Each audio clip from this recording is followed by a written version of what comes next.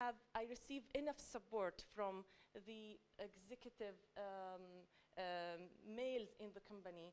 My voice is heard and my opinion are considered in the company. Therefore, I'm very proud to be here today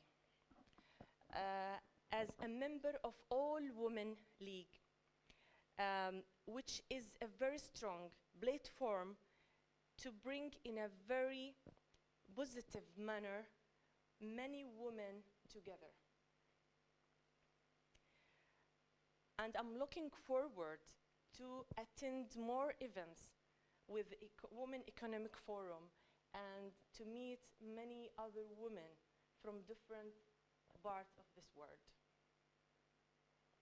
My advice to myself and to all women: in this challenging and changeable world, all women should know their rights. They should use or hold a toolkit which is determination, enthusiasm, ambitious, patience. These tools will help you to exceed any challenges you may face in this life. And you need to expose yourself to all possibilities. Take the risk. Be brave to take the risk. And take responsibilities. Believe in your abilities and capabilities. Oprah Winfrey says, think as a queen. A queen is not afraid to fail. Failure is another stepping stone to greatness. Thank you.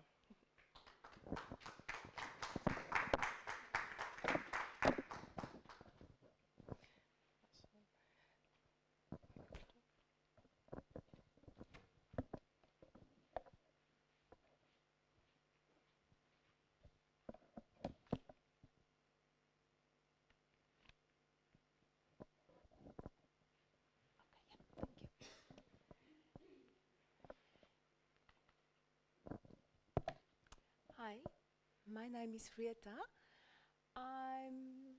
I've been born in South Africa, lived there, studied there, and then 16 years ago moved to New Zealand. So currently I live in New Zealand for the last 16 years.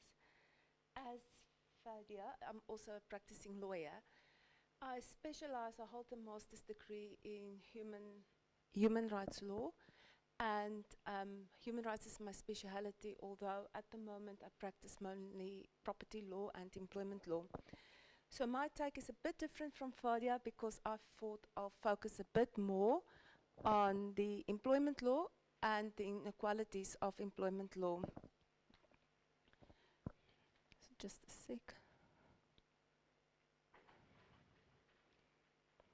So gender equality in the current situation. There has been a lot of progress over the last few decades for human rights and human employment, but still it's not enough. Still there's discrimination, and a lot of times it's in a very subtle way that people don't realize. We've got the policies in place, we've got the legislation in place, but still if we go to the workplace, there's still subtle discriminations. And I will use one example. For example, there was a TV production company, and there was 2 female script writers.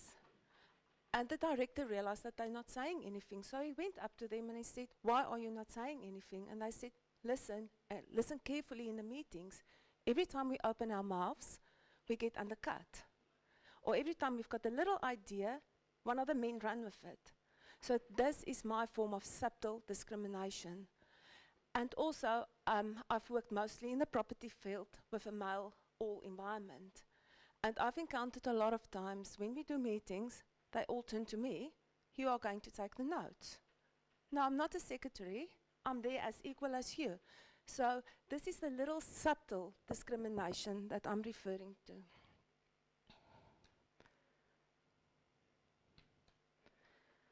So currently, there's a lot of legislation out there. There's the International Labour Organization that's got those conventions. We've got a lot of legislation out there. We've got a lot of policies.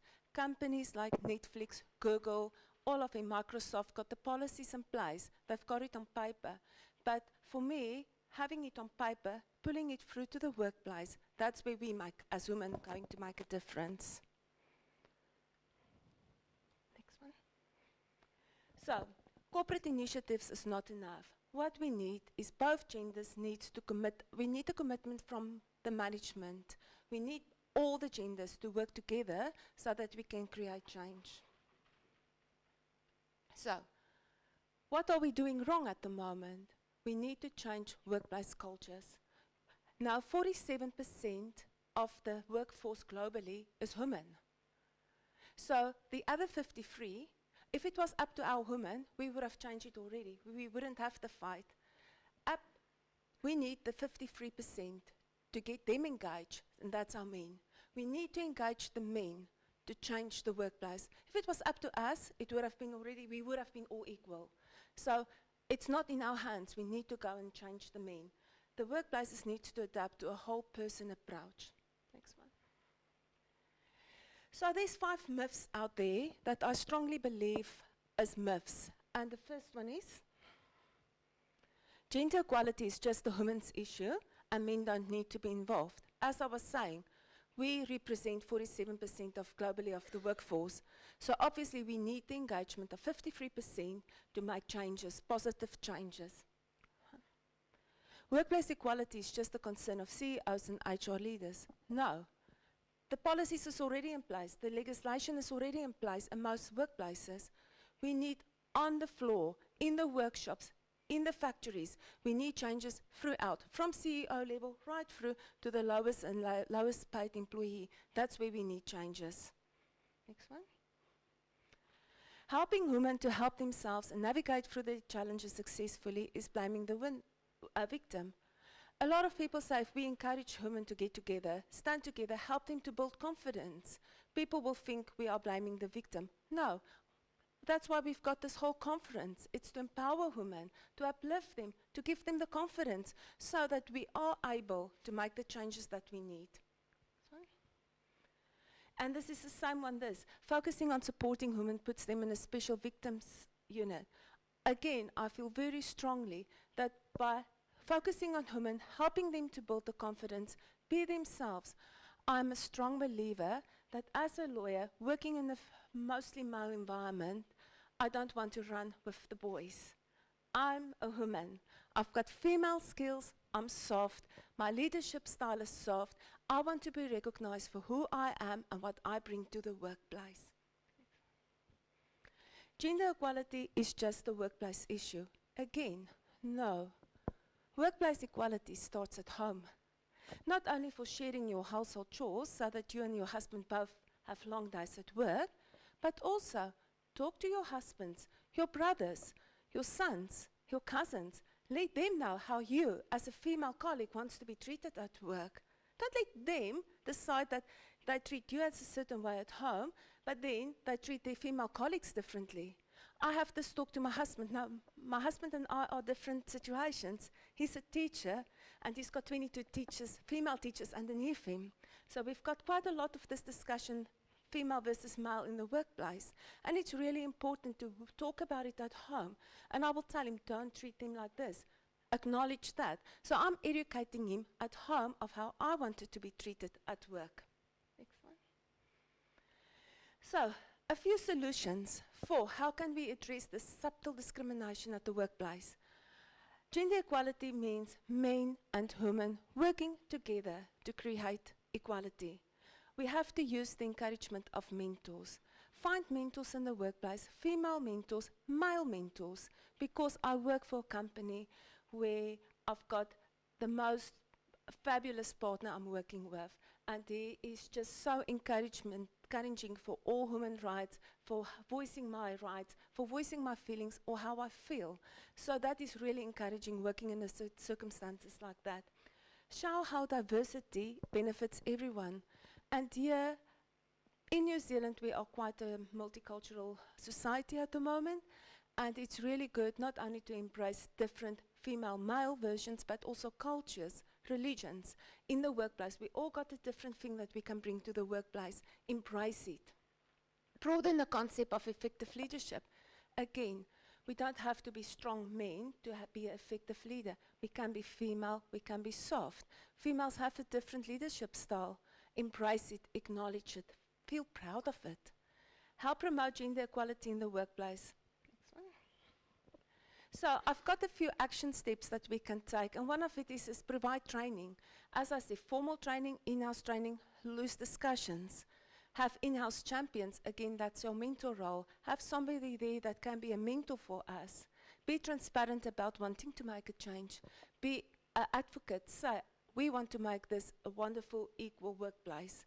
Acknowledge and reward different leadership styles. Implement 3 steps, and the 3 steps are, if you employ somebody, take their surnames away, or their names. So when you look at curriculum vitae, just look at the credentials. Don't know if it's female or male. That's a challenge for anyone who employs people. Acknowledge the base salaries based on their performance and not on what is in the history. And the last one is outcome-based performance reviews rather than hours worked. Because some people can do in 2 hours what other people need in 8 hours. So rather base your salary reviews on your outcomes rather than your hours worked.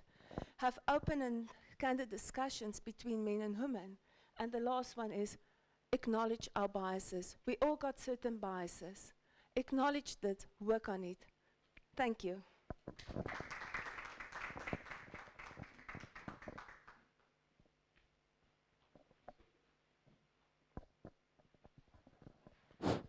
Now, question and answers. If anybody has any questions, can ask the speakers.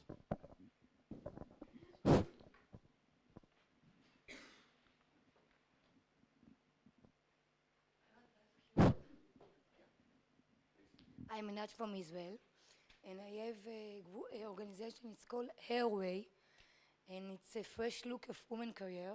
And we work in with the government and municipality, like what you said. So we have the same story, the same ideas.